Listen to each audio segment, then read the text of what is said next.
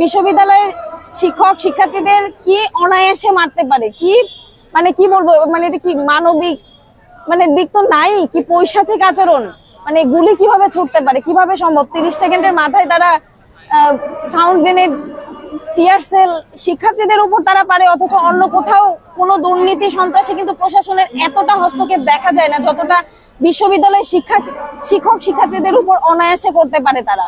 শুধু শিক্ষার্থীদের দিয়েই তারা মানে খ্যাত হয়নি, তারা শিক্ষকদের যারা আমাদের গুরুজন তাদেরকে পর্যন্ত তারা মানে রাস্তায় নিয়ে এসে যেভাবে তারা মানে পৈশাচিক অমানবিক যে নির্যাতন, এটা কি বলবো আর। আমাদের কর্মসূচি ছিল ক্যাম্পাস টু যমুনা। তো আমরা এখানে এসে শান্তিপূর্ণভাবে যে আন্দোলনটা সেটা করার জন্য এখানে আসি।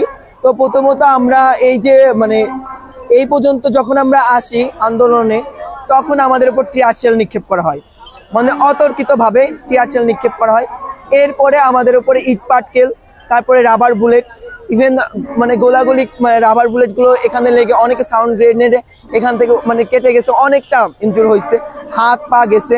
এরপরে শুরু হয় আমাদের উপরে অমানবিক যে লাঠিচার্জ, এই যে এখানে অনেক কে করছে এই জায়গায়, মানে পুরো শরীরে মানে লাঠির বাড়ি। হ্যাঁ, এই যে এখানে আছে, এখানে আছে এই হাতে, হ্যাঁ এই পায়ে, মানে পুরাটা শরীরে। আমার মেয়ে যারা বোনরা ছিল, যারা আমার ফ্রেন্ডরা ছিল, ওরা হসপিটালাইজ, অনেকে আসছে ক্যানোলা স্যালাইন যা ইউজ করে এখানে আসছে, স্যালাইন নিয়ে আসছে। তো এই পরিমাণের অত্যাচার আমাদের উপরে করছে যেটা আমরা আশা করিনি। জুলাইয়ের পরে তো কখনোই আমরা এটা কাম্য না যে আমরা জুলাইয়ের পরে এসে এমন একটা পরিস্থিতির শিকার হব। আমাদের প্রতিনিয়ত আমাদের ক্যাম্পাস নিয়ে আমাদের যেই পরিমাণ হ্যাসেলে আমরা থাকি, পুরান ঢাকা যেরকম একটা মানে কি বলবো দূষিত এলাকা, ওই জায়গায় আমরা প্রতিনিয়ত স্টে করি, প্রতিনিয়ত আমরা ওইটার সাথে যুদ্ধ করে টিকে থাকি। আমাদের যেই ক্লাসরুমগুলো আছে সেগুলো হচ্ছে ভেঙে ভেঙে আমাদের গায়ের উপর পড়তেছে। তারপরেও প্রশাসনের কোনো নজর নাই, প্রশাসনের কোনো দায়িত্ব নাই। যখন আমরা আসছি কাকে বিচার দিব? যেই প্রশাসনের কাছে আসছি সেই প্রশাসন আমাদের উপর লাঠিচার্জ করবে। আমাদের টিচারকে মারছে। একটা জাতিকে গড়ার পেছনে টিচারের অবদান সব থেকে বেশি থাকে। আজকে সেই টিচার লাঞ্ছিত হয়।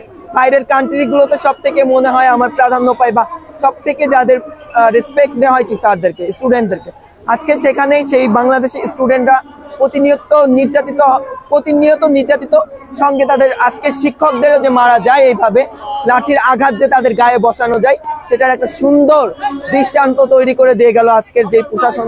এই প্রশাসন তারা মনে ভুলে গেছে যে এই স্টুডেন্টদের দরুনই তারা এখানে আসছে। এই স্টুডেন্টদের কারণে আজকে যে বৈষম্যটা পার করে আজকে বৈষম্যটা দূরে রেখে এই জায়গায় আসছে।